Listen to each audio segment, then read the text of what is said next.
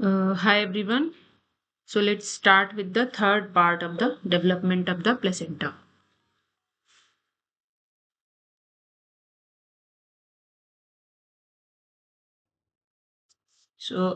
ये वाले पार्ट में हम लोग कोरियन फ्रंटोजम से आगे का पार्ट कवर करेंगे.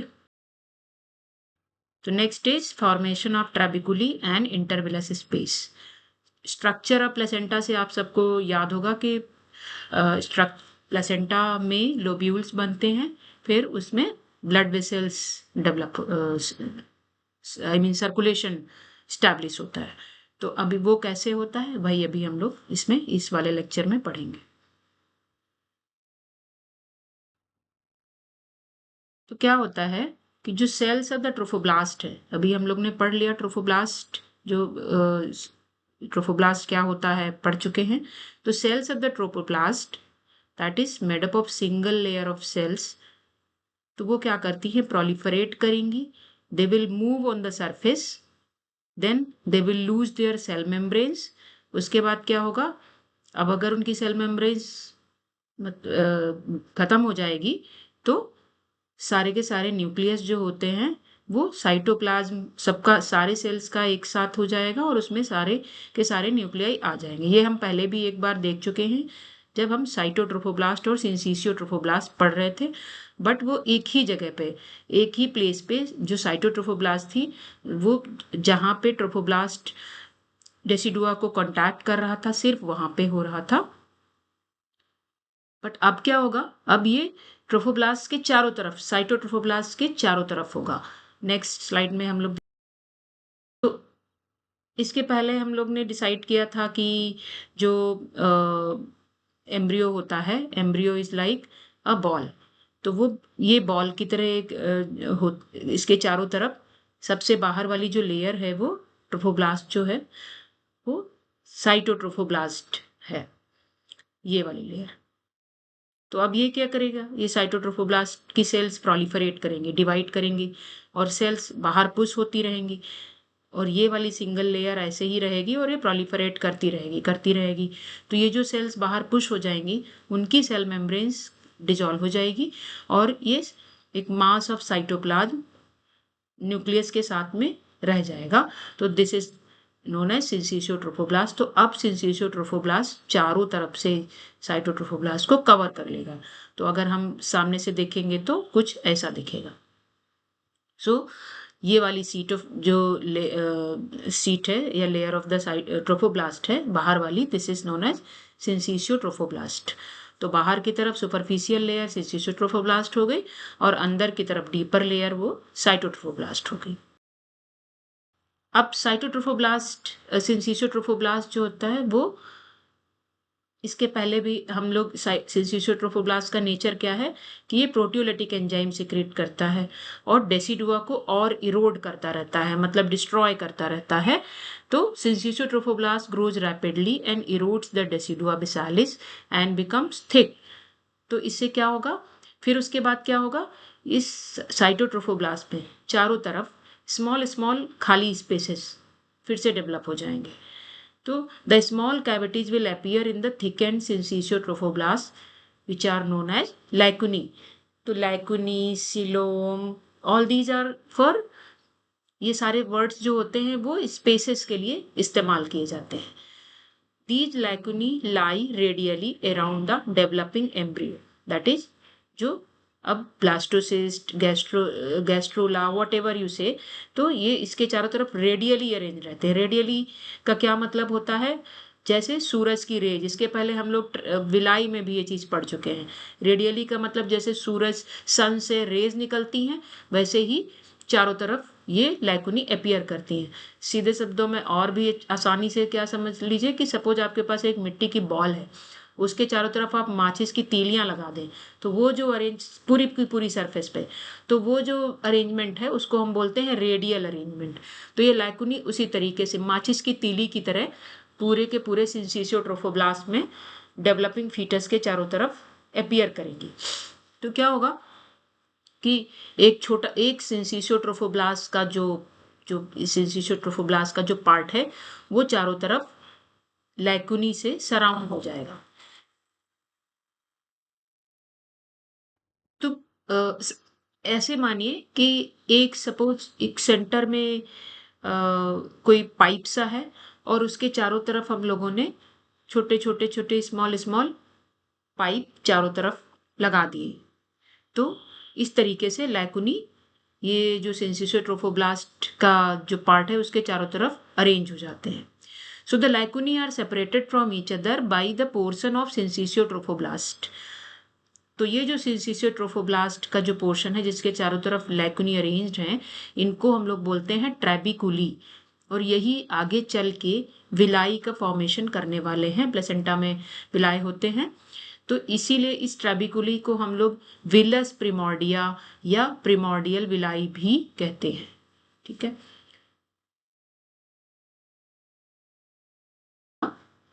अब सिंसिसियो ट्रोफोब्लास्ट जब डेसिडुआ बेसालिस डेसिडुआ को इरोड करता रहेगा, डिस्ट्रॉय करता रहेगा, तो फाइनली क्या होगा, इसके रास्ते में जो एंडोमेट्रियम या डेसिडुआ को जो ब्लड वेसल सप्लाई करती हैं और जो डेसिडुआ की ग्लैंड्स हैं वो भी आएंगी, तो वो भी इरोड होंगी, डिस्ट्रॉय हो जाएंगी। तो क्या होगा, जब ब्लड वेसल्स की जो एंडोथीलियम है, ब्लड वेसल जब सिंसिसियो ट्रोफोब्लास्ट से डिस्ट्रॉय हो जाएंगी, तो जो ये ब्लड है एंडोमेट्रियल वेसल्स का, वो इट विल कम एंड, तो ये लैकुनी के अंदर में भर जाएगा, जो अभी लैकुनी एपियर हुए थे उनके अंदर भर जाएगा। तो ये जो ब्लड है ये क्या है, ये यूट्रस की एंडोमेट्रियम का ब्लड है, इसलिए मैटरनल इन ओरिजिन है, मदर का है। ठीक है, so as the syncytiotrophoblast further grows it erodes the blood vessels of the endometrium, and उससे क्या होगा, maternal blood along with the secretions of the endometrial glands will enter into the lacuna like this। ये cytotrophoblast है, और ये blue वाला इस वाले फिगर में ब्लू स्ट्रक्चर इज सिंसिसियो ट्रोफोब्लास्ट, और जो लैकुनी बीच बीच में डेवलप करी थी उसमें मदर का जो मैटरनल ब्लड है वो आके भर गया है, प्लस कुछ जो ग्लैंड्स एंडोमेट्रियम की डिस्ट्रॉय हुई होंगी उनके सिक्रीशंस भी इसके अंदर आ जाते हैं। अब क्या होगा, धीरे धीरे as the lacunae increase in size they will fuse with each other around the trabeculae to form the intervillous spaces। ये ये भी थोड़ा कंफ्यूजिंग है, आपको एज्यूम करना पड़ेगा। तो बीच में क्या होता है, सिंसिसियो ट्रोफोब्लास्ट का मास होता है जिसको ट्रेबिकुली कहेंगे, और उनके चारों तरफ लैकुनी जो होते हैं वो रेडियली अरेंज रहते हैं। फिर लैकुनी चारों तरफ के आपस में फ्यूज कर जाएंगे, और बीच में वो सिंसिसियो ट्रोफोब्लास्ट का जो मास है वो रेस्ट ऑफ द बाकी सिंसिसियो ट्रोफोब्लास्ट के लैकुनी से सेपरेट हो जाएगा। तो लाइक अ बुल साई, जो हम लोग टारगेट देखते हैं ना, जिसमें जो बुल साई होता है, बीच में सेंटर में एक सर्कल होता है, तो उसको आप ट्रेबिकुली समझिए, सिंसिसियो ट्रोफोब्लास्ट का मास समझिए, और उसके चारों तरफ जो दूसरा सर्कल होता है वो ये समझिए कि जो लैकुनी पहले रेडियली अरेंज थे वो आपस में मिल गए। ऐसे ही जब एक्स्ट्रा जो सिलोम डेवलप करी थी, जब मीजोडर्म हम लोग एक्स्ट्रा एम्ब्रियोनिक मीजोडर्म में जो सिलोम डेवलप करी थी वो भी ऐसे ही बन रही थी। तो सिमिलरली बिल्कुल उसी तरीके से यहाँ पे भी इंटरविलस स्पेस फॉर्म हो जाएंगे। सो ईच ट्रेबिकुली मतलब जो सारा जो ईच सिंसिसियो ट्रोफोब्लास्ट का पार्ट है, that will get surrounded all around by the blood field spaces in the endometrium. तो इंटरविलस स्पेसेस से सारे के सारे ट्रेबिकुली जो हैं वो सराउंड हो जाएंगे। तो ऐसे बहुत सारे ट्रेबिकुली बन जाएंगे, उनके चारों तरफ ब्लड फील्ड स्पेस बन जाएगा। Now come to the development of villi. अब इन सारों को बाद में हम लोग समराइज करेंगे। यहाँ पे आपने अभी देख लिया ट्रेबिकुली बन गए, अब विलाई बनेंगे। तो विलाई का प्रिमोर्डियल विलाई हम लोग पहले भी देख चुके हैं कि क्या होता है। यही जो ट्रेबिकुली होते हैं वो आगे चल के इसमें कुछ कुछ डेवलपमेंट होगा और ये विलाई बनाएंगे। तो trabeculae are precursors of villi. 3 तरीके के विलाय होते हैं जो प्लेसेंटा में डेवलप होते हैं। सबसे पहले प्राइमरी विलाई बनता है। तो प्राइमरी विलाई क्या होता है, तो अभी क्या था, अभी ऐसा था, सिंसिसियो ट्रोफोब्लास्ट के जो सिंसिसियो ट्रोफोब्लास्ट का जो मास था वो लैकुनी से पहले सराउंड हुआ, फिर वो लैकुनी फ्यूज करके इंटरविलस स्पेस बनाए और ये ट्रेबिकुली जो सिंसेसियो ट्रोफोब्लास्ट सराउंडेड बाय इंटरविलस स्पेस है जिसको हम ट्रेबिकुली कह रहे हैं, वो सेपरेट हो जाएगा दूसरे ट्रेबिकुली से। तो अब क्या होगा, नीचे जो ये साइटोट्रोफोब्लास्ट की लेयर है तो वो क्या होगा, सबसे पहले प्राइमरी विलाय बनते। तो ये कैसे होगा, तो ये जो ट्रेबिकुली थे इसमें जो ये नीचे वाली साइटोट्रोफोब्लास्ट है, ये it will form a finger like projections that invade the trabeculae in its centre. अब आप ये समझिए कि सपोज एक पतला सा कुछ चादर जैसी बिछी है और हमने उसको फिंगर से उठा लिया ऐसे ऊपर की तरफ, तो ये ऊपर एक प्रोजेक्शन टाइप का, रेस्ट ऑफ द जो जो भी चादर है वो नीचे ही है, तो एक प्रोजेक्शन टाइप का बन जाएगा। ठीक है, और उसके अंदर लेके थोड़ा सा स्पेस रहेगा, तो उस टाइप के, सपोज कि इस साइटोट्रोफोब्लास्ट को हमने ऐसे फिंगर से उठा के यूं कर दिया है, तो एक ट्रायंगुलर टाइप का ये प्रोजेक्शन बन जाएगा। तो इस स्टेज पे जब साइटोट्रोफोब्लास्ट के अंदर, साइटोट्रोफोब्लास्ट वाले जो ट्रेबिकुली है उसके अंदर जो ये सिंसिशियोट्रोफोब्लास्ट की जो ट्रेबिकुली है उसके अंदर जब साइटोट्रोफोब्लास्ट के प्रोजेक्शंस बन जाते हैं लाइक दिस, तब इस स्टेज को हम लोग बोलते हैं प्राइमरी विलाई। तो ये है, ठीक है। तो अब क्या होगा, अब ये साइटोट्रोफोब्लास्ट ने प्रोजेक्शन बना लिया और ट्रेबिकुली जो सिंसिशियोट्रोफोब्लास्ट की है उसके अंदर बनाया है, तो वो तो रहेगा ही रहेगा। तो क्या होगा, जो प्राइमरी विलाई है उसमें अंदर की तरफ साइटोट्रोफोब्लास्ट रहेगा और बाहर की तरफ ये सिंसिशियोट्रोफोब्लास्ट रहेगा। अगर आप ऐसे ऐसे इसको ट्रांसवर्सली कट कर दे तो ये ऐसा दिखेगा। उसके बाद आता है सेकेंडरी विलाई। सेकेंडरी विलाई क्या होता है, तो साइटोट्रोफोब्लास्ट के नीचे ये ग्रीन ग्रीन लेयर जो थी वो एक्स्ट्रा एम्ब्रियोनिक मेजोडर्म थी, उसकी सोमैटोप्लूरिक लेयर थी। तो अब क्या होगा, कुछ after some time extra embryonic somatopleuric mesoderm lying deep to the cytotrophoblast will also invade the center of each villus। तो अब क्या होगा, इसमें 3 लेयर विलाई में बन जाएंगी। सबसे बाहर साइटोट्रोफोब्लास्ट, सेंसिशियोट्रोफोब्लास्ट, फिर अंदर साइटोट्रोफोब्लास्ट और उसके सबसे अंदर में क्या बनेगा, क्या आ गया, मेजोडर्म आ गया। तो अब ये जो 3 लेयर्स वाले जो विलाई हैं उनको हम लोग बोलते हैं सेकेंडरी विलस। अब क्या होगा, आफ्टर सम टाइम्स ये जो विलाई हैं इनके अंदर ब्लड वेसल्स भी ग्रो कर जाएंगे। तो blood vessels, when the blood vessels will develop in the mesoderm of secondary villi, then these vessels are known as tertiary villus। तो अगर हम इसको कट सेक्शन ऐसे कट करेंगे तो हमें इसमें आर्टरी और वेन जो दिखेंगी, and these are foetal blood vessels, foetal capillaries, not the maternal, क्योंकि ये फीटस के साइड से, डेवलपिंग फीटस से आएंगी। अगर हम अब इसका फायदा क्या है, जो कोरियन विलस बायोप्सी करते हैं, अगर किसी को कोई जेनेटिक डिजीज सस्पेक्ट करते हैं तो अगर ये कोरियन विलस बायोप्सी करनी होती है तो हम लोग इन्हीं बिलाई से करते हैं। फ्रॉम दिस बिलाई सीवीएस कहो या सीवीबी कहो, कोरियन विलस बायोप्सी कहो या Korean villous sampling, it is done from these villi to detect the genetic disorder and it is ये जो होता है ये हम बहुत जल्दी कर सकते हैं, मतलब 12 वीक्स पे ही कर सकते हैं, जबकि एमनियोसेंटेसिस के लिए हमें कितना 16-18 वीक्स का वेट करना पड़ता है।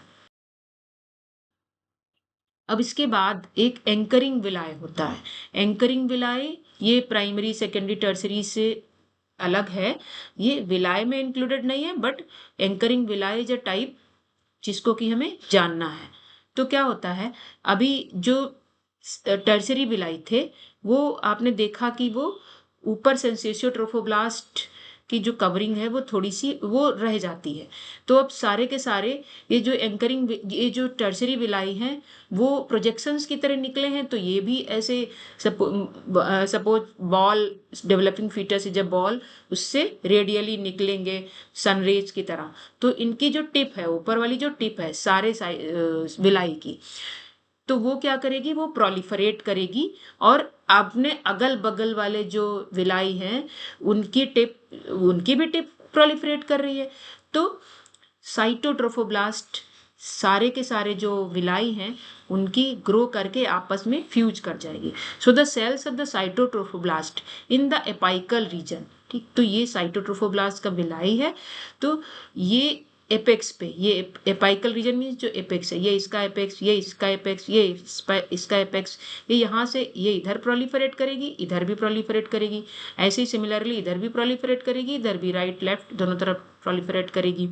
सो it each villus apical region में cytotrophoblast will proliferate and pass across the syncytiotrophoblast to form a continuous layer of cytotrophoblast on the surface of decidua and now this is known as cytotropoblastic cell।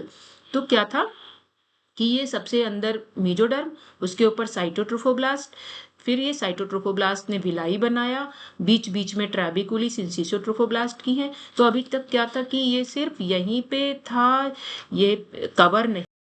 अभी क्या था कि ये जो apical अभी ये जो साइटोट्रोफोब्लास्ट है, यहाँ सिंसिशियोट्रोफोब्लास्ट की जो ट्रैबिकुली है यहाँ पे तो नहीं था, अभी आपने देखा, बट अभी ये ग्रो करके एक दूसरे से फ्यूज कर गया।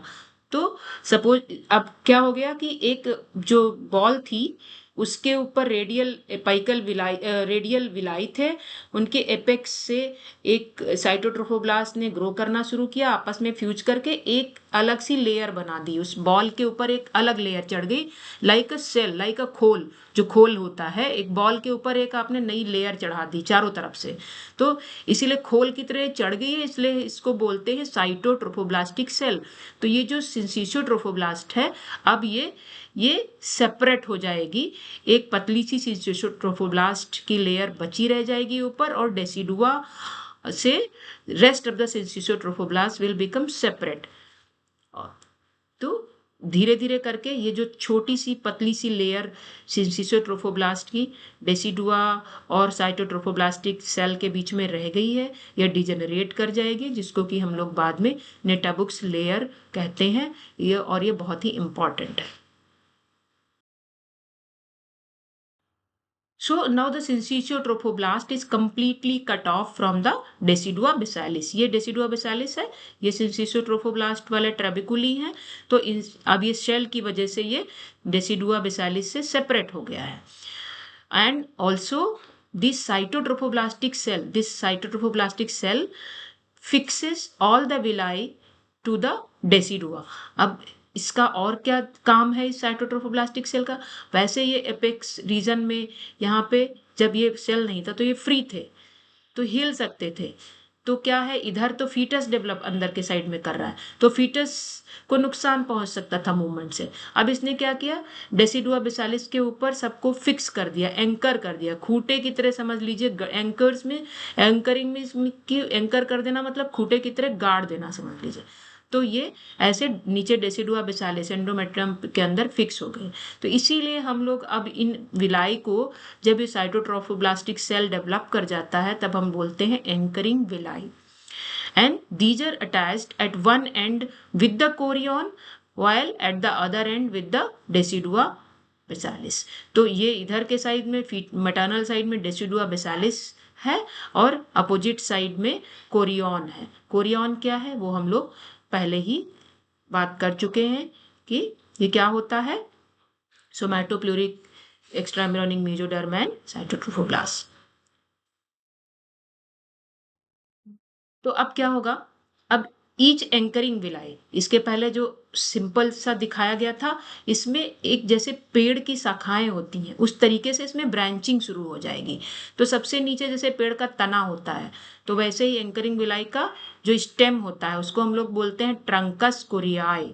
सो द ट्रंकस कोरियाई is the stem of the villi. उसके बाद फिर इससे बड़ी ब्रांचेस निकलेंगी, इनको हम लोग बोलते हैं रैमस कोरियाई।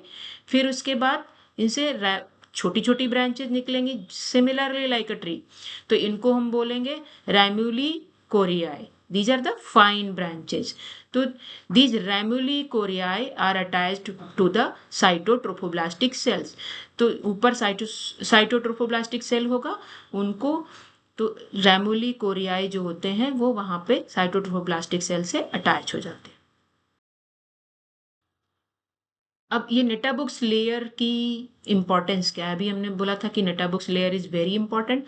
तो होता क्या है कि ये जो थोड़ी सी पतली सी लेयर सिंसिटिव ट्रोफोब्लास्ट की रह जाती है, बाद में डिजेनरेट कर जाती है। तो साइटोट्रोफोब्लास्टिक सेल जो होता है वो डेसिडुआ बेसालिस के ऊपर एंकर तो कर जाता है, बट एक फाइन सा स्पेस बचा रहता है। तो जब आफ्टर डिलीवरी प्लेसेंटल सेपरेशन यहीं से शुरू होता है। If this Nitabuch's layer is not there तो क्या होगा? ये cytotrophoblastic cell will become deeply attach to decidua basalis, और कभी कभी डेसिडुआ बेसालिस के अंदर भी ग्रो कर जाता है। नाउ द कंडीशन, जो इससे अंदर अगर ये ग्रो कर गया तो क्या कंडीशन बनती है? That is known as placenta accreta. Further और ग्रो करके निकल गया बाहर, आगे ब्लैडर वगैरह में आ गई वेसल्स, तो प्लेसेंटा परक्रीटा, ये सारे टर्म्स इस्तेमाल होते हैं। Okay. Now comes the lobulation of the placenta. I think I will cover it in some other video. This is sufficient for the today. I think you people have understand this much. Thank you so much. If there is any confusion, please let me know.